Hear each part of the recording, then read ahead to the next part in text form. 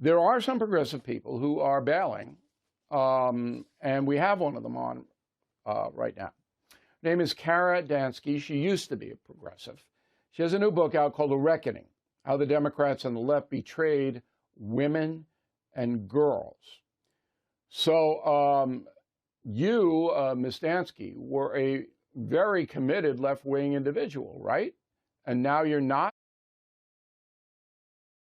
In the book is that so-called gender identity or trans is actually incredibly regressive. So currently, I'm the president of an organization called Women's Declaration International US Chapter, and we bring what we think is a leftist feminist critique of so-called gender identity or trans. And part of the reason I wrote the book is because I'm gravely concerned, because we know from polling that Americans across the political spectrum are gravely concerned about men and boys being able to be in women's spaces, male prisoners being able to be in women-only prisons, male athletes invading women's sports. We know this from polling that has been done, and viewers would never know this from looking at most media outlets, but most Democrats and most people who identify as liberal or very liberal are completely with us lefty radical feminists on this issue. But we don't get a platform in most mainstream media outlets, which is part of why I'm so. And that's 100% accurate. But I really want to walk through your thinking. Okay, so in chapter 1 of your book, and I didn't read the whole book, but you know, when I do an interview with anybody, I know pretty much what their point of view is. You say, people are being forced legally and socially to accept the lies of gender identity. What are the lies of gender identity, very specifically? Thanks for asking. So every single human being on the face of the planet is either female or male. And it doesn't matter if any individual people have an identity that they claim makes them somehow the opposite sex or no sex or some sort of material, some sort of third sex that simply doesn't exist. And so when I talk about the lie of gender identity, I'm talking about a political movement that is very well funded and extremely powerful. Okay, let me stop you there. So you believe in biology, as millions of people do. You're born either a male or a female. Now, in your mind, if you want to change your gender, you can do that now because of medical advances. And if you just want to identify as a woman, even though you're not going to get the surgery, you have the freedom to do that under our Constitution. But you're saying that the progressive left is taking this further and disturbing, all right, women by allowing men, biological men, into their facilities. They're forcing the women to accept biological men in their facilities. That's the primary beef, right?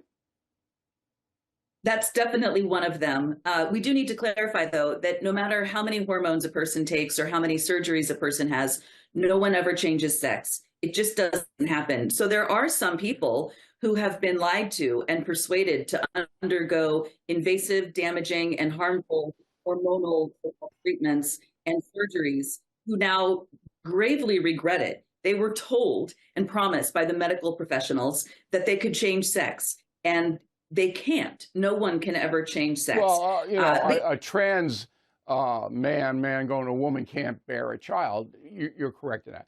Here's the most important question that I have for you. Why? Why does the progressive left want to create gender chaos, which is what I call it, among children, and then supports all of this pronoun garbage, all of this kind of stuff? Why? What is driving that? So there's a tremendous amount of money behind this movement, which I talk about in chapter 6 of the book.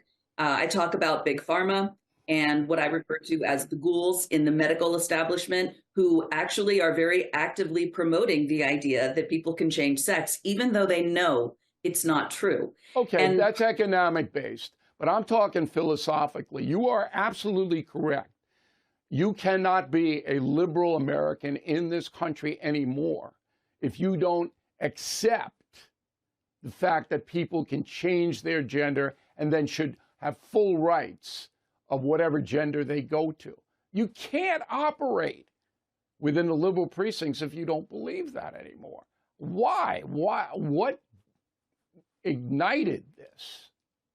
Well, part of what I'm trying to do with my book is establish that you actually can. You actually can be a liberal or a progressive, if you like, and push back against the homophobic, sexist lie. Tell me one person who has done that in this country with any visibility. Just one. With any visibility, no. And that's, you know, I make... You're not going to do it. So you can do it, but nobody is going to do it because they'll be hammered by the media that is sympathetic to the trans situation. You know that's true.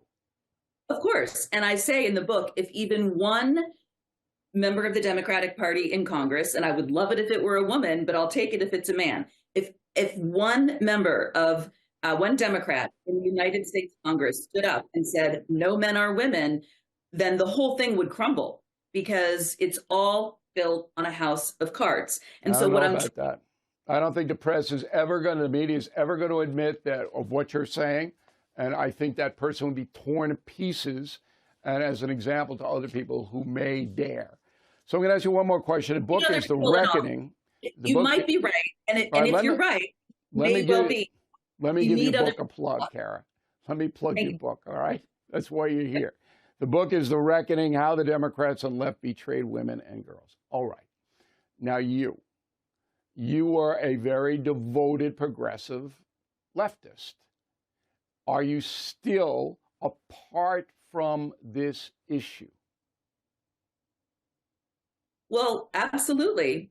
But I will say, and I say in the book, yes, I have absolutely no intention of voting in the 2024 presidential election unless the Democrats change course. You might be right that they won't. I am fully prepared to accept, totally right. I'm fully prepared to accept that. But what I'm saying is that if they don't, then Democratic women need to speak up with our voices and with our votes. All right. Kara Dansky, thank you very much. We appreciate it. Have a great holiday season.